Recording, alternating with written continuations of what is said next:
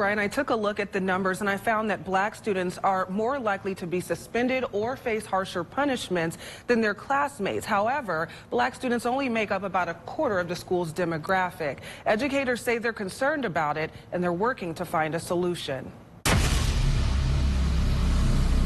It's a problem. Schools were super aware that there was an issue where discipline was disproportionate. All too familiar to educators. We can't tackle this alone. And the latest numbers. We're not happy with those numbers. Released by the Indiana Department of Education. And the numbers told the story. They tell a story of disparity between classmates.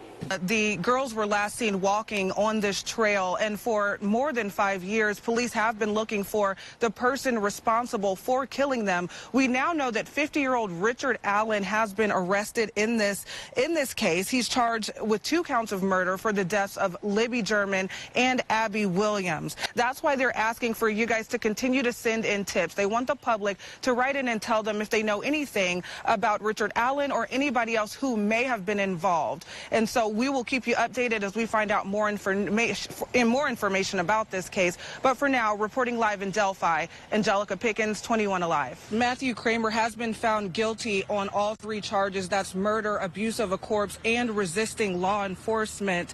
Now, there's a second phase in this process, though. Right now, the jury has to decide if he will get life without parole. Right now, after those closing arguments between the prosecution and defense, the jury will deliberate on life without parole. For now, reporting live at the Allen County Courthouse, Angelica Pickens, 21 Alive. Well, the man I spoke with didn't know Noel Trice or Brian Lash. He's the one who called Crime Stoppers after he says someone he met bragged to him about killing them. Although Crime Stoppers is usually anonymous, he came to us, hoping to get this case solved. We talked with him a couple of months ago, and today that arrest was made. 21 Alive news team, written by a man named Tyler. The envelope says it contains information on a 2017 unsolved homicide. Angelica. Well, investigating homicides is challenging no matter who the victim is, but when it's a child, Detective Liza Anglin says it takes a different kind of emotional toll. To preserve the integrity of Dominic Wood's case, we didn't talk specifics about it, but this isn't the first child death case that she's worked, and she says it doesn't get any easier. The impact. I personally feel like there is a sense of grief that I go through myself. From the death of a child. It's very abnormal to see a child severely injured or deceased. Yeah, and we obtained those court documents yesterday after we learned that that warrant went out for their arrest. In those court documents, they say that those children were living in deplorable conditions, and there was drug use in the home. The woman I spoke with is close to the family. You know, she didn't want to be identified, but she told me she saw the signs of neglect and abuse firsthand and wishes she would have spoken up.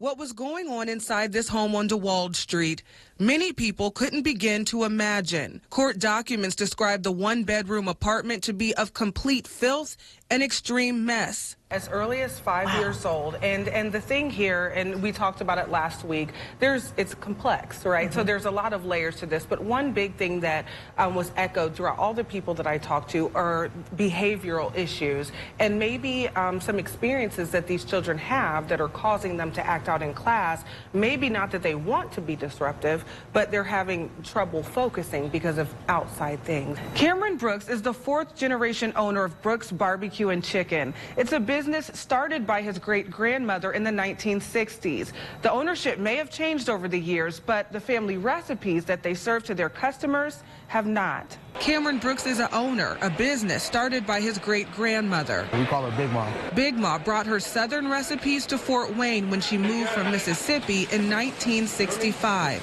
If you want to visit Brooks Barbecue and Chicken, be prepared for the long lines. Customers say the food is just that good. Brian, I took a look at the numbers and I found that black students are more likely to be suspended or face harsher punishments than their classmates. However, black students only make up about a quarter of the school's demographic. Educators say they're concerned about it and they're working to find a solution.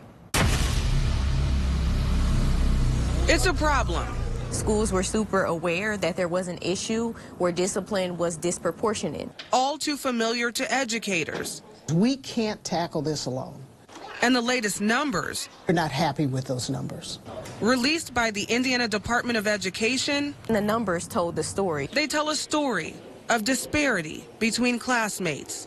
To be transparent, it's not being a student of color, it's being an African-American student. Black students face harsher punishments in the area's 4 largest school districts. You are twice as likely to be suspended or expelled. That's what our data says. It's a problem that educators and advocates are desperately working to address. FWCS Deputy Superintendent Deborah Williams-Robbins.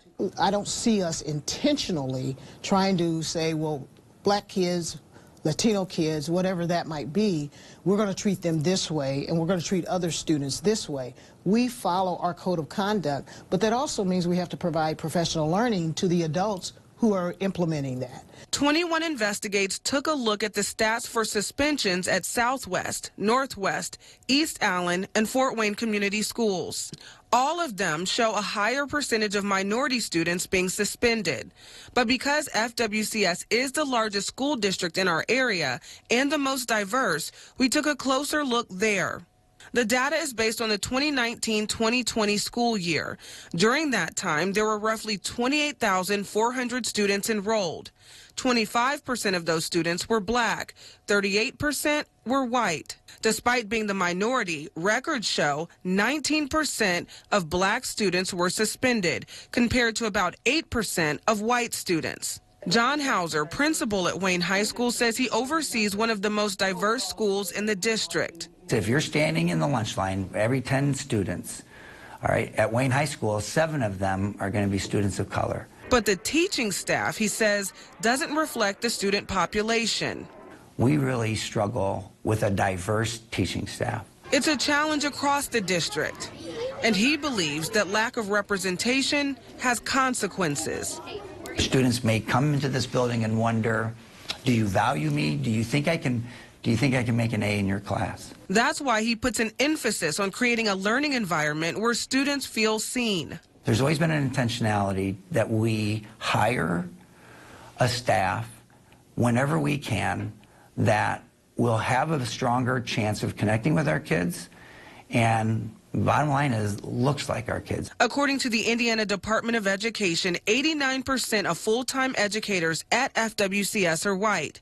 About 6% are black. You know, we now have a department that looks at what are we doing and who we hire and what we provide as instruction, how the lens that people look through the diversity, equity, and inclusion. The deputy superintendent says diversity is important, but it goes beyond that. It's not just, are we diverse? Do we have diverse educators and administrators?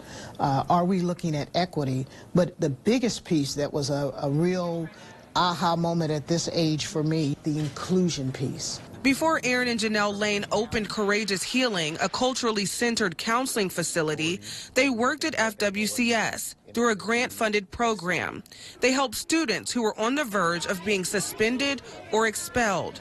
A lot of the students I was working with that had behavioral issues also had family traumas and were experiencing loss or homelessness. She says many teachers need to better understand the issues in the black community, social factors and trauma that may contribute to behavioral problems in black students. She says the disconnect likely comes from a lack of exposure.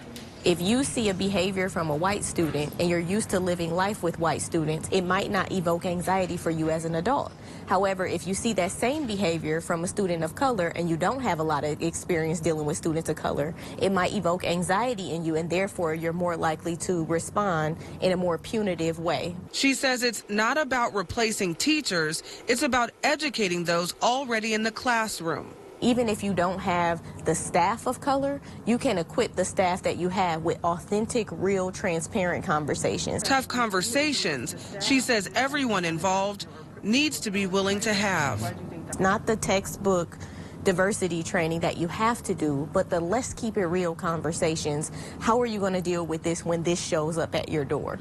So just to be clear, when we look at those numbers, this isn't a new thing. This is something that administrators have been looking at for quite some time. Those numbers have been disproportionate for quite some time, and there's been a disparity between minority students, students of color when it comes to these punishments. But there's really been a focus, you know, on the diversity and equity and inclusion, and obviously it's so complex. You saw just with that, all those people talking there, that there's layers. Yeah, what was your biggest takeaway from the story? I think the biggest takeaway is when you heard Janelle Lane, that owns the counseling center, when you heard her talk about there's a lack of understanding, a cultural understanding, maybe some of the struggles that some of these kids are facing, you know, maybe that is why they're not being able to sit and focus in the classroom, but instead of figuring out what's going on, they're getting punished, you know, some of those things. But it's just really making the kids feel included. When Principal Hauser said, you know, these kids may come here and wonder if my teacher, my educator, has a faith in me. Can I get an A in this class? That has an impact Wow, it certainly does. The students, yeah.